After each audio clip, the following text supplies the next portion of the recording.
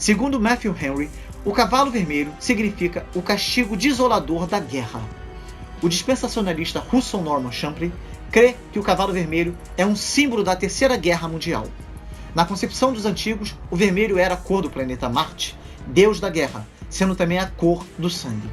A grande espada subentende as mesmas coisas. Portanto, os que não se submetem ao arco do Evangelho precisam esperar ser cortados em pedaços pela espada da justiça divina. A expressão "lhe foi dada" aparece 2 vezes no versículo 4, indicando que a ordem foi dada por Deus. Jesus Cristo governa e ordena, não somente no reino da graça, mas também no da providência. A espada da guerra é um castigo terrível. Toma a paz da guerra, uma das maiores bênçãos, e faz com que os homens se matem uns aos outros. Os homens que deveriam amar e ajudar uns aos outros, no estado de guerra, estão dispostos a matar uns aos outros. William Hendrickson diz que o cavalo vermelho se refere à perseguição religiosa contra os filhos de Deus, mais que à guerra entre as nações.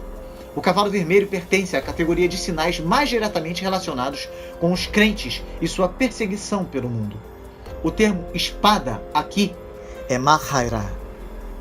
Ricardo Mascarenhas diz que, ao todo, foram 249 anos de perseguições intermitentes do Império Romano contra os cristãos, durante os quais 129 anos foram de perseguição intensa e 120 de relativa paz. O número oficial de mártires é bem impreciso. Entre 100 mil e 200 mil cristãos pagaram com suas vidas a fidelidade a Cristo. Onde chega Cristo, chega também a perseguição aos que são de Cristo. Pense em Estevão, Paulo, Policarpo, Perpétua, Felicidade, a Inquisição, a Noite de São Bartolomeu, as perseguições movidas pelo comunismo, nazismo e islamismo radical. O maior número de mártires da história foi morto no século XX. Essa ideia da perseguição religiosa é fortalecida pela abertura do 5º selo. Ali são vistas as almas dos mártires que tombaram pelo testemunho da verdade.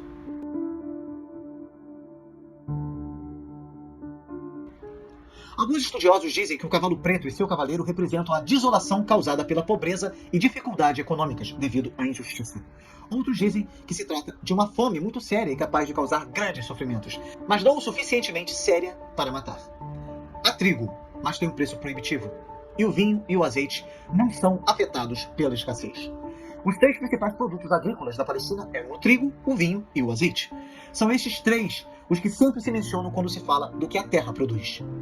O cavaleiro que cavalga sobre o cavalo preto tem em sua mão uma balança, instrumento que era usado para pesar o trigo, significando que os homens precisam agora comer o seu pão por peso, como havia sido ameaçado.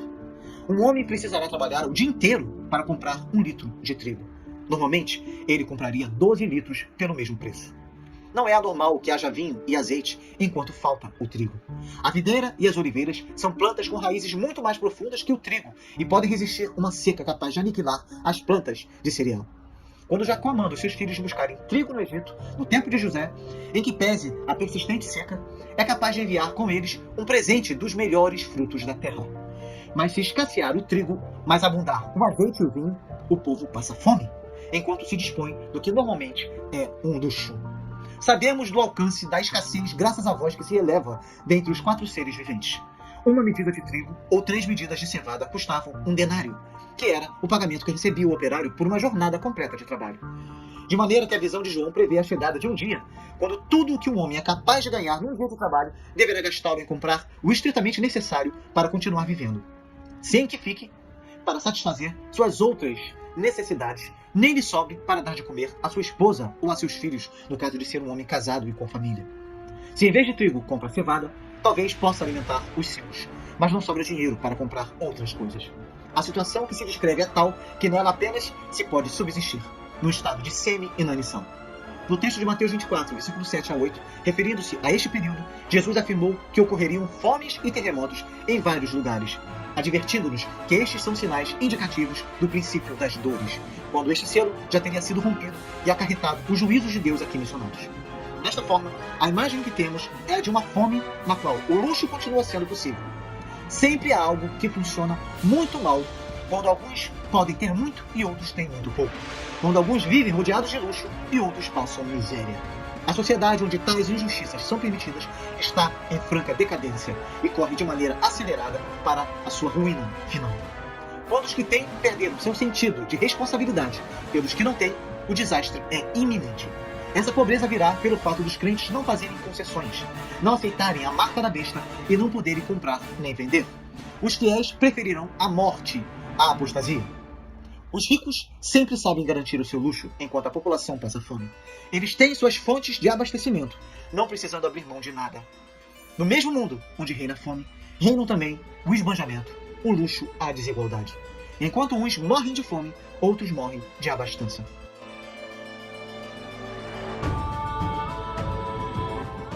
Agora, João vê dois seres. A morte, montada em um cavalo amarelo, seguida do inferno.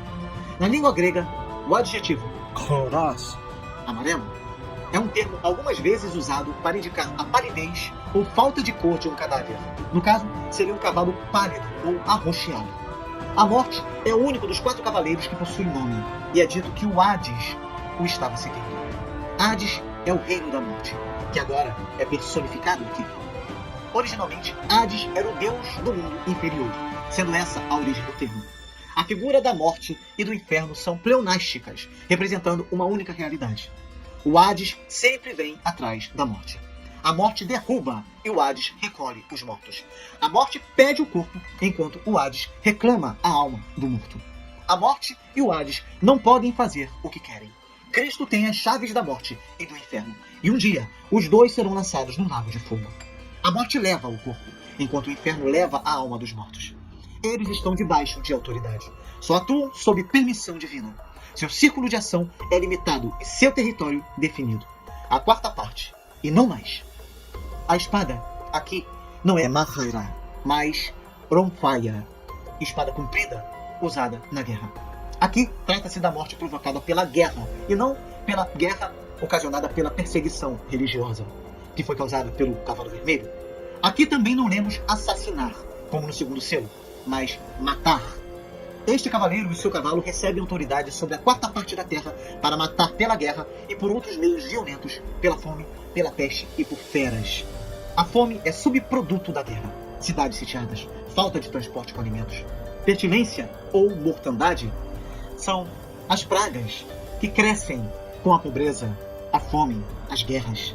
Todavia, este ato divino ainda tem alcance limitado, porque este cavaleiro recebe poder somente sobre a quarta parte da terra.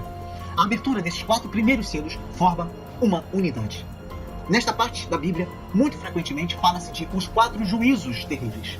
Observe a íntima semelhança desta passagem com Ezequiel 14, versículo 21 e 22, quando Ezequiel escuta a Deus anunciando o dia quando enviará sobre Jerusalém seus 4 juízos terríveis: a espada, a fome, a invasão de bestas daninhas e a peste. Em Levítico, há uma passagem na qual se descrevem os castigos que Deus enviará sobre o povo por causa de suas desobediências. As feras roubarão seus filhos e destruirão seus gados, diminuindo seu número. A espada vingará suas transgressões da aliança. Quando se juntarem em suas cidades, a praga fará estragos entre eles. Quebrará o caule do trigo e comerão, mas nunca chegarão a sentir-se satisfeitos. João está usando aqui as imagens tradicionais do que sucede quando Deus descarrega sua ira sobre o povo desobediente. Por trás se declara a verdade indubitável de que nenhum homem e nenhuma nação podem escapar às consequências de seus pecados.